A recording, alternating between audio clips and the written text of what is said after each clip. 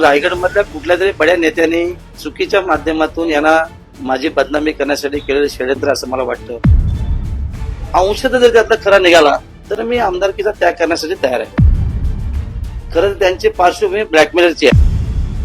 ठाकरे गटाचे नेते अंबादास दानवे यांनी काही वेळापूर्वी एक्स वरती काही व्हिडिओ शेअर केले. त्या व्हिडिओमध्ये भल्या मोठ्या कॅश सोबत शिंदे गटाचे आमदार दिसत आहेत. तेच आमदार महेंद्र दळवी आता माझ्यासोबत आहेत. सर, एक्स वरती काही व्हिडिओज आता व्हायरल होत आहेत. अंबादास दानवेंनी ते व्हिडिओ पोस्ट केलेले पाहायला मिळत आहेत. त्या व्हिडिओ मागची नेमकी सत्यता काय आहे, काय सांगाल त्याबद्दल? नाही, हे खरं तर अंबादास दानवे सांगू शकतील, कारण हे व्हिडिओ सगळे कट करून केलेले दिसतात, आपला मुख करून केलेले दिसतात. आणि खरं तर मला असं वाटतं की अंबादास दानवेंना रायगडच्या राजकारणातलं काही माहीत नसावं आणि मग रायगड मधल्या कुठल्या तरी बड्या नेत्यांनी चुकीच्या माध्यमातून यांना माझी बदनामी करण्यासाठी केलेलं षडयंत्र असं मला वाटतं. आणि म्हणून सांगितलं की खरं जर सत्य त्याच्यामध्ये असेल तर मी माझ्या आमदारकीचा राजीनामा द्यायला तयार आहे. कारण अधिवेशन काळ सुरू आहे.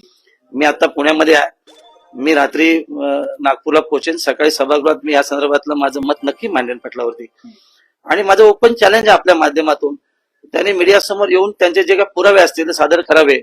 अंशतः जर त्यातला खरा निघाला तर मी आमदारकीचा त्याग करण्यासाठी तयार आहे. पण जर हे सत्य निघालं नाही तर आम्हाला राजकारण संन्यास घ्यावा. कारण त्यांच्याकडे विधान परिषद विरोधी पक्षपद असताना त्यांना महाराष्ट्रात कुठलीही भूमिका मांडताच आली नाही किंवा पक्षाची भूमिका मांडता आली नाही. खरं तर त्यांची पार्श्वभूमी ब्लॅकमेलरची आहे. त्यामुळे त्यांना गांभीर्याने घेणं हे काय उचित नाही. तुम्ही म्हणाले की रायगडातल्या कुठल्या तरी बड्या नेत्याच्या माध्यमातून हे सगळं घडवून आणलं जातंय किंवा हे व्हिडिओ जे आहेत ते मॉर्फ केलेले आहेत. कुठला तो नेता आहे, तुम्हाला काय वाटतंय? ते मी नागपूरला गेल्यावरती मी नक्की सांगेन. या संदर्भातली तसं रायगडवासियांना नक्की माहिती आहे या सगळ्या गोष्टीमध्ये. पण घेतलेली सुपारी असावी अंबादास दानवेंनी असं मला नक्की वाटतं. आणि जर खरंच ते असेल तर त्यांनी मीडिया समोर येऊन जे काय फोटो कट न करताना त्याची जी काय माहिती सांगावी.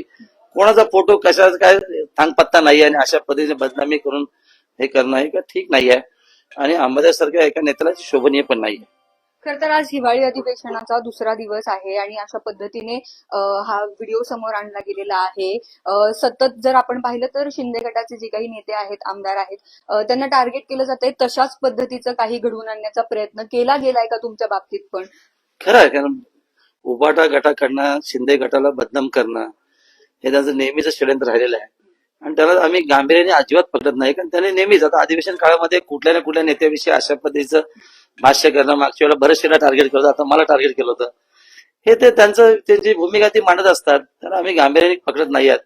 पण आपल्याला हे बघायला मिळतं सातत्याने की अशा पद्धतीचं बदनामीकारक कुठलं तरी कडकारस्थान करून पक्षाला नाही आम्हाला बदनाम करायचं काम ते नेहमीच करतात. आणि म्हणून त्यातला एक प्रकार म्हणून अंबादास दानवेंनी आता जे ट्विट केले किंवा जे फोटो व्हायरल केलेत त्यातला जो प्रकार असावा. पण याच्या मागे रायगडचा कुठला तरी बडा नेता असला पाहिजे असं आमचं व्यक्तिमत आहे. ते उघड सत्य मी नागपूर अधिवेशना केल्यामध्ये माझ्या यातून दिसेल आपल्याला. पण आदित्य ठाकरेंनी देखील आता काही वेळापूर्वी माध्यमांसमोर प्रतिक्रिया दिली आहे. जेव्हा हे व्हिडिओ समोर आले त्यांनी सांगितलं की आमच्याकडे अजून असे बरेच व्हिडिओ आहेत जे आम्ही समोर आणले तर आणखीन धक्कादायक खुलासे होऊ शकतात. त्याच्याबद्दल तुम्ही काय सांगा? आदित्य ठाकरे खरंच असे जे पुरावे असतील त्याने पटलावरती मांडावे किंवा व्हिडिओ व्हायरल करावेत. आम्ही त्याची वाट बघतोय सगळ्या गोष्टी ते. पण आमच्याकडे पण अनेक त्यांचे फोटो आहेत, कदाचित ते व्हायरल झाले त्यांना तोंड दाखवण्याचे लायक ते नसतील. काय व्हिडिओ फोटोज आहेत? अनेक आहेत. आरोप प्रत्यारोप तर आपण सगळेच जण करतो, पण त्यांच्याकडे आमच्याविषयी काय फोटो असतील जर नक्की व्हायरल करावे. त्यांनी केल्यावरती आमचा एकच फोटो त्यांना घरी बसवे. कोकणचं राजकारण पाहता सातत्याने अनेक आरोप प्रत्यारोप होत आहेत आणि आता तर थेट अशा पद्धतीने व्हिडिओ समोर आणले जात आहेत. का अशा पद्धतीने सगळं केलं जात आहे? महायुतीमधलंच राजकारण आता शिंदे गटासाठी भारी ठरतंय का, असं काही आहे का चित्र?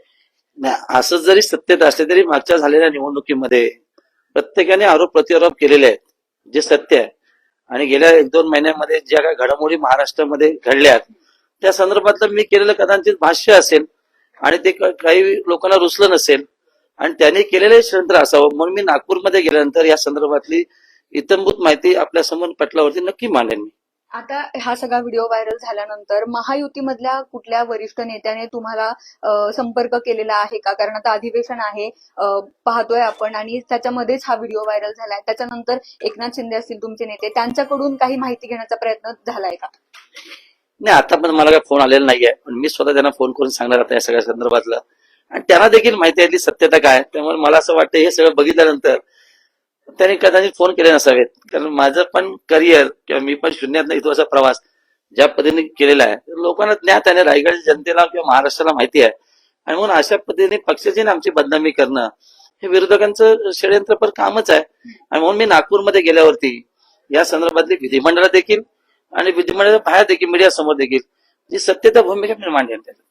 अंबादास दानवेंनी जे काही व्हिडिओ आता ट्विट केलेले आहेत, एक्स वरती पोस्ट केलेले आहेत, ते मॉर्फ असण्याची शक्यता आहे असं तुम्ही किंवा मॉर्फ आहेत असं तुम्ही दावा करताय. मग अंबादास दानवेंच्या विरोधात तुम्ही काही न्यायालयीन बाजू मांडणार आहात का? त्यांना काही नोटीस वगैरे पाठवणार आहात? उद्या मी नागपूरला गेल्यावरती अधिवेशनामध्ये माझं मी मत पटलावरती नक्की मांडेन. मी आताच देखील वकिलांचा सल्ला घेतोय, त्यानंतर त्यांना मी नोटीस देखील इश्यू करणार.